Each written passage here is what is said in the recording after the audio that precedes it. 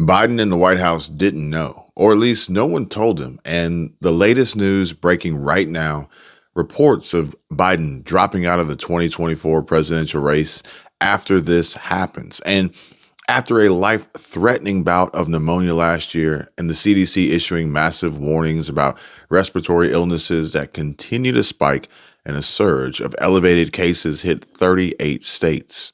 All these breaking news and shocking reports from minutes ago, the situation is dire and proven to be wildly fatal without a possibly known cure. And the word on the street and from insiders, boots on the ground with real-world intel, stock up now, hurry up and get ready. Welcome back. Please hit the like button and subscribe. My name is Kevin, and I want to tell you that rest assured, you're not alone. Navigating financial resilience in challenging times like these don't need to feel impossible or like a task that can't be done. Your path to prosperity starts now. Reflecting on the challenges of the past year, we approach the new year with optimism and a commitment to financial empowerment. If you face financial difficulties, especially during a recession, rest assured that positive change is within your reach. Transforming challenges into opportunities is crucial during tough financial times. Instead of focusing on the negatives, let's shift our attention to the positive steps that can be taken to build financial resilience and set the stage for a more prosperous future. And to support you on this journey, I am excited to offer a free personal finance guide designed to navigate through tough economic times. This comprehensive guide covers strategies like budgeting, smart saving tips, debt management, investment insights, and building emergency funds. And it's entirely free, 100%.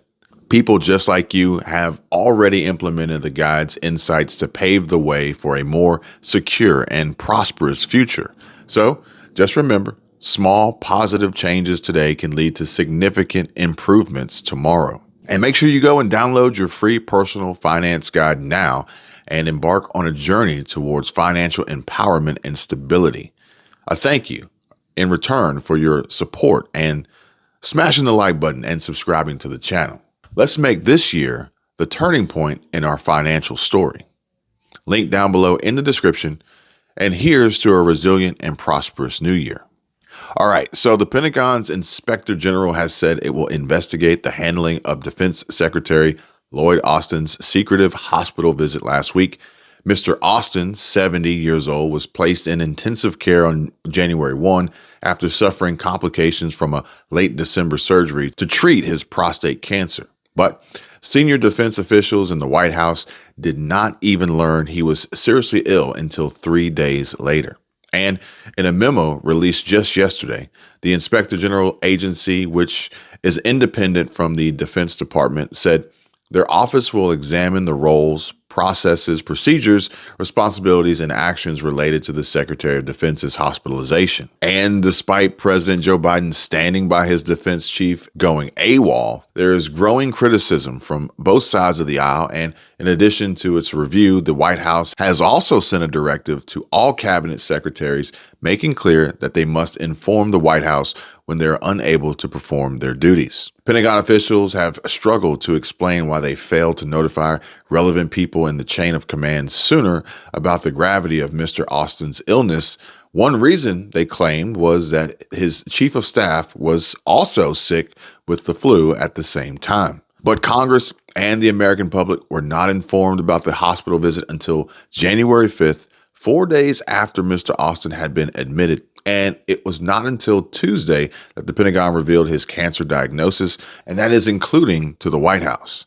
Doctors at Walter Reed National Military Medical Center said Mr. Austin was suffering from a urinary tract infection that had led to a fluid buildup in his abdomen and a backed up small intestine. However, the U.S. Secretary of Defense said in a statement on Saturday, "I'm very glad to be on the mend and look forward to returning to the Pentagon soon. I recognize I could have done a better job ensuring the public was appropriately informed." And he added, "I commit to doing better." End quote. At the time of reporting, Lloyd Austin has resumed his duties but remains in hospitals that are overrun. World Health Organization, the WHO, said nearly 10,000 people died from the Rona in December as respiratory illnesses spread worldwide. What first started in China and begun to avoid contact tracing all around the world, breaking. This is happening right now across approximately 50 countries, mostly Europe and the Americas, based on shared trend information, the World Health Organization said yesterday, with hospital admissions jumping 42%. And the head of the UN Health Agency said that the spike can be attributed to holiday gatherings and the spread of the latest C-19 variant. And during a press conference at its headquarters in Geneva, WHO Director General Tedros Adhanom Ghebreyesus said, although COVID-19 is no longer a global health emergency, the virus is still circulating and killing. And data from various sources indicate increasing transmission during December, fueled by gatherings over the holiday period and by the JN.1 variant, which is now the most commonly reported variant globally. But fear not, because apparently this is nothing to worry about and shouldn't be cause for alarm because total deaths so far are less than pandemic's peak, but they say are preventable. And Tedros said that even though almost 10,000 people have died from the virus in the past month, with a 42% increase in hospitalizations and a 62% increase in ICU admissions when compared to November, these trends are only based on data from less than 50 countries, mostly in Europe and the Americas. So I guess that makes it better, right? If we knew the total number of deaths caused in China, then maybe we should begin to worry, I guess. But it's likely possible that we will never really know the truth because Tedros said that it is likely that infections are spiking in other countries across and around the world as well, but are not being reported. Meanwhile, he urged everyone to continue taking precautions and called on governments to keep up surveillance and provide continued access to treatments and jabs. But yet and still, respiratory illnesses increase in the U.S. is surging. Meanwhile, more than half the states in the U.S. have reported widespread sickness with a sharp spike in flu and other respiratory illnesses, according to recent data from the Centers for Disease Control and Prevention. 38 states reported high or very high levels of respiratory illness with fever, cough, and other symptoms, the CDC reported on January 5th, and the data includes other illnesses such as Rona, RSV, and other viruses as well as the flu. But flu is registering the largest increase in illnesses according to the CDC. A new version of the coronavirus called JN.1 has grown to become the dominant variant, making up nearly 2/3, 61% of cases in the U.S. according to the CDC. And with JN1 possibly being more severe of a disease than other recent variants, and it may be more easily spread. And as to be expected, WHO and CDC recommended vaccinations, masks, and making sure indoor areas are well ventilated to stop the viruses from being spread. But just so you know, respiratory illness activity is elevated or increasing across most areas of the country, according to the latest data from the Centers for Disease Control and Prevention, the CDC. Some 38 states plus New York City are experiencing high or very high levels of respiratory illness activity, according to the CDC.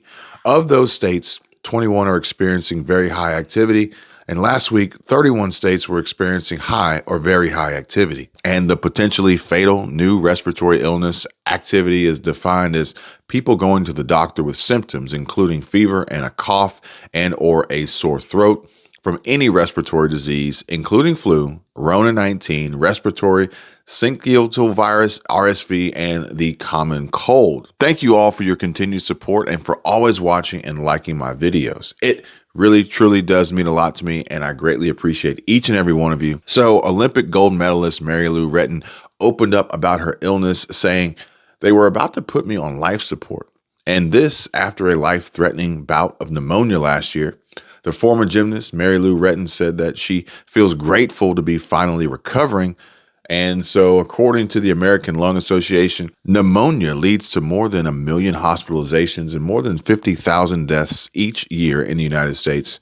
Pneumonia is a lung infection that can be caused by bacteria, viruses, or fungi. It can cause air sacs in the lungs to fill with fluid or pus, leading to a cough, fever, fatigue, and difficulty breathing.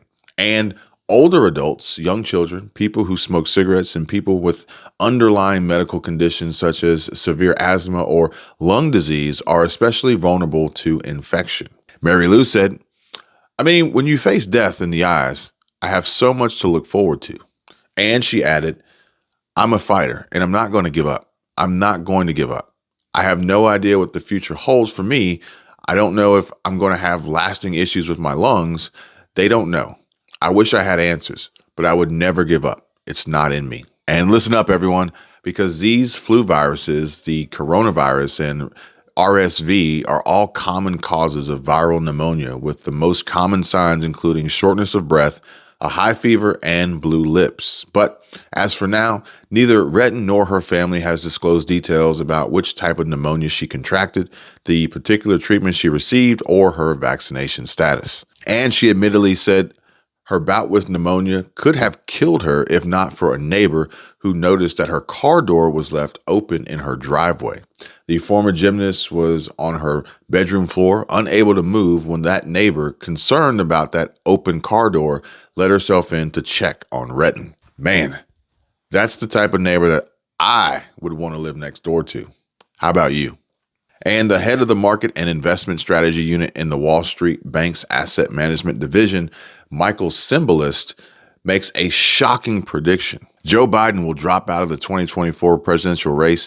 The top JP Morgan strategist predicts this shocking forecast in his list of 10 surprises for 2024. And from what I read, President Biden will not run for re-election during a tumultuous year that will see parts of the country suffering rolling blackouts, the release of an inhaled C-19 vaccine, and a boycott over driverless cars, according to the top JP Morgan Chase strategist's prediction. Also on Cymbalist's list was the Americans will reject self-driving electric vehicles following several accidents that have roiled San Francisco, and a warning that blackouts will strike New York, Texas, Pennsylvania, Wisconsin, and Tennessee due to a natural gas shortage. But the strategist predicting Biden's election campaign dropout has made several predictions, including the availability of a new inhaled Rona vaccine this year to reduce virus transmission, the stability of the U.S. dollar, and the prolonged Russian invasion of Ukraine. But despite lending sector instability, he anticipates U.S. regional bank stocks performing well and is predicting Biden's exit is based on his low approval rating attributed to job creation coinciding with vaccine rollout and economic reopening. The prediction includes talk of health concerns being the primary reason for Joe Biden bowing out of the campaign and no longer running for president for a second term. For now, the strategist did not specify a successor, and Vice President Kamala Harris faces public disapproval.